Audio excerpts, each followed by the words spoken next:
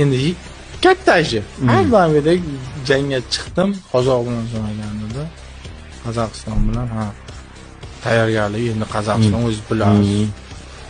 Boshqa eng kuchli raqib Osiyoda.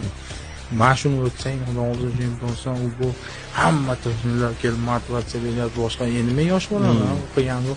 Взрослый degan nimalar tanimayman-da. Bo'ldi, men chiqaman dedim. Bo'ldi, nechinchi paraman, bo'ldi. Chiqdim, hammagida chiqdim, da urishdim. Endi zo'r formadaman ekan-da, yosh bolaman. Birinchi Osiyo chempionatim kattalar o'rtasida. Birinchi 18 yoshda. Chiqdim, da urishib tushdim, yutdim. Endi Kranellar mendan 2 barobar xursandman. Men hayronman. To'g'on akalar endi rahmatjon, To'g'on akalar kelyapti-da, sen kimni yutding bilasanmi? Chempion Mirni yutding deyapti-da. Kim edi?